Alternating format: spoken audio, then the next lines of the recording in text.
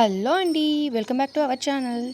ఈరోజు మన రెసిపీ వచ్చేసి స్వీట్ రెసిపీ అండి. అప్పటికప్పుడు చాలా ఈజీగా ప్రిపేర్ చేసేసుకోవచ్చండి. ఈవినింగ్ టైము స్కూల్ నుంచి వచ్చాక పిల్లలకి ఈ విధంగా చేసి పెట్టండి, చాలా ఇష్టంగా తింటారు వాళ్ళు. ఇప్పుడు అయితే రెసిపీలోకి అయితే వెళ్ళిపోదాం రండి. ఫస్ట్ ఒక కప్పు మైదా తీసుకొని గిన్నెలో వేసుకోవాలి.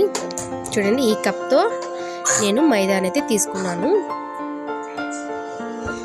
అలాగే చిటికెడు వంట సోడా వేసుకోవాలండి. అలాగే వాటర్ కూడా వేసుకొని కొన్ని పిండిని బాగా కలుపుకోవాలండి.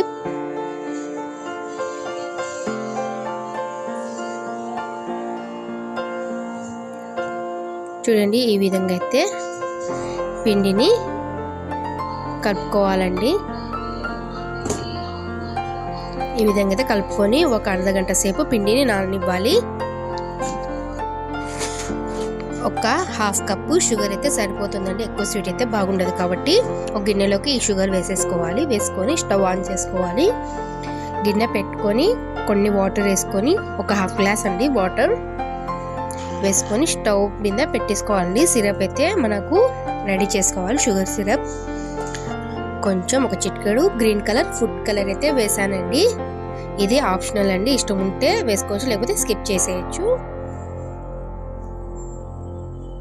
చూడండి, ఈ విధంగా అయితే బబుల్స్ లాగా అయితే సిరప్ అయితే తయారవుతుంది కదా. మనకు కొంచెం తీగపాకం అయితే రావాలి. చూడండి, మనకైతే తీగపాకం అయితే వచ్చేసింది. మనకైతే సిరప్ అయితే రెడీ అయిపోయిందండి. స్టవ్ ఆఫ్ చేసేసుకొని ఒక 5-6 చుక్కలు నిమ్మరసం అయితే పిండుకోవాలి. చూడండి, కొద్దిసేపు అయితే పక్కకు పెట్టుకుందాం పాకాన్ని. ఇప్పుడు పిండి ముద్దను తీసుకొని ఈ విధంగా రోల్ అయితే చేసేసుకోవాలి. చేసుకొని చాకుతో ఈ విధంగా కట్ చేసుకోవాలండి, చిన్న చిన్న బాల్స్ లాగా.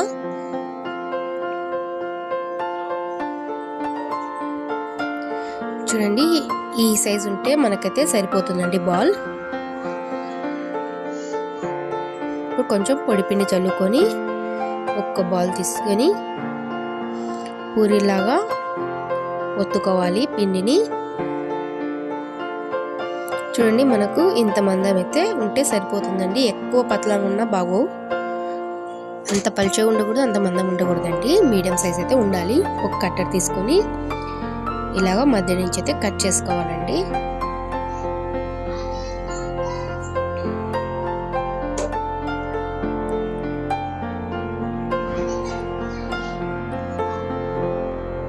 చూడండి, వీడియోలో చూపించిన విధంగా కట్ చేసుకోవాలండి.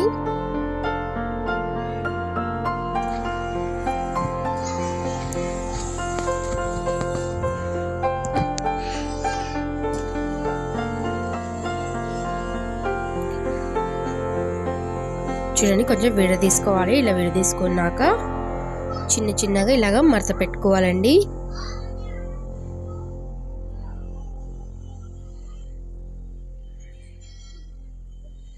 ఇలానే 2 సైడ్లు మడత పెట్టేసుకోవాలి పిండిని.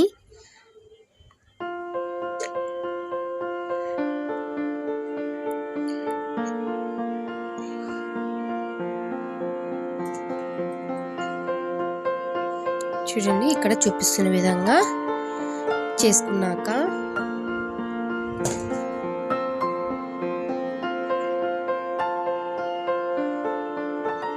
ఇప్పుడు పైనుంచి బాగా సెంటర్లోకి పిండిని ఇలాగా తిప్పుకోవాలి.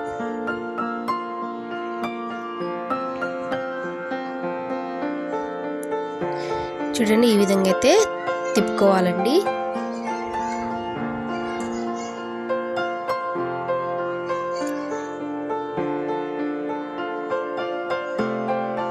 చూడండి, మనకి ఈ విధంగా అయితే రెడీ అయిపోయింది. ఇప్పుడు ప్లేట్లోకి పెట్టేసుకుందాం.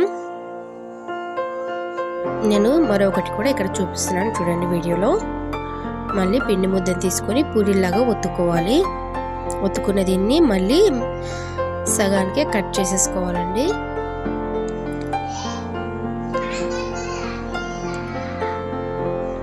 పిల్లలకు ఈ విధంగా అయితే స్నాక్స్ అయితే చేసి ఇవ్వండి, చాలా ఇష్టంగా తింటారు పిల్లలు. ఇప్పుడు హాలిడేస్ వచ్చాయి కదా, ఈ విధంగా చేసి పెట్టండి.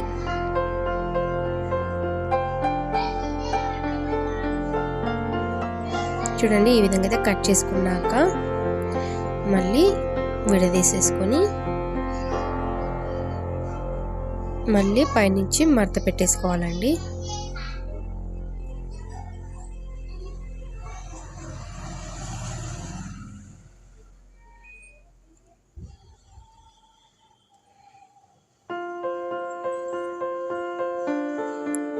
చూడండి, సేమ్ రెండో సైడ్ కూడా ఇలానే చేసేసుకోవాలి.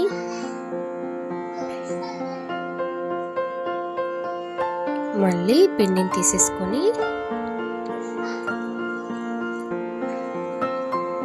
సెంటర్లోకి ఇలాగా అనుకుంటూ తిప్పుకోవాలి.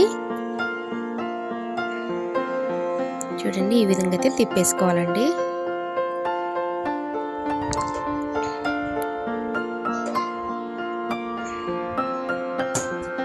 చూడండి, పిండి ముద్దలన్నిటి ఈ విధంగానే చేసేసుకోండి. ఇప్పుడు డీప్ ఫ్రైకి ఆయిల్ అయితే పెడదాం. ముందు స్టవ్ ఆన్ చేసుకొని కడాయి పెట్టుకోవాలి. కడాయిలోకి డీప్ ఫ్రైకి తగినంత ఆయిల్ అయితే వేసేసుకోవాలండి. ఆయిల్ బాగా హీట్ అయిందో లేదో చూద్దాం. ఆయిల్ అయితే మనకి హీట్ అయిపోయింది.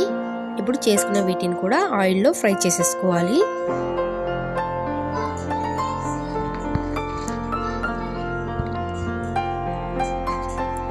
చూడండి, ఈ విధంగా అయితే ఆయిల్ పైనుంచి పోస్తే బాగా పొంగుతాయి. చూడండి, మనకైతే ఇలాగా గోల్డెన్ కలర్ అయితే వచ్చాయి. ఇప్పుడు తీసేసుకుందాం.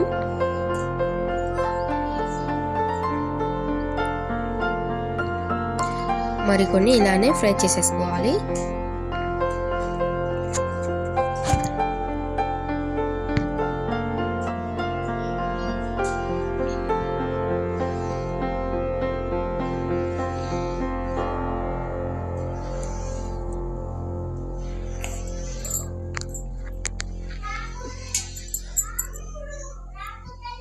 చూడండి, ఈ విధంగా ఫ్రై చేసుకున్నాక తీసేసుకోవాలండి.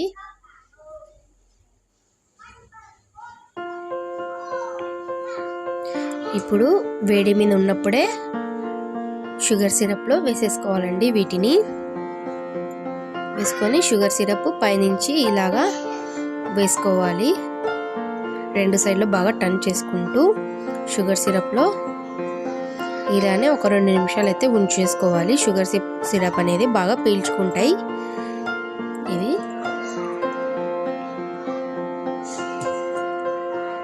చూడండి, 2 నిమిషాల తర్వాత చూపిస్తున్నాను. బాగా పీల్చుకున్నాయి షుగర్ సిరప్. ఒక ప్లేట్లోకి వీటిని తీసేసుకోవాలి.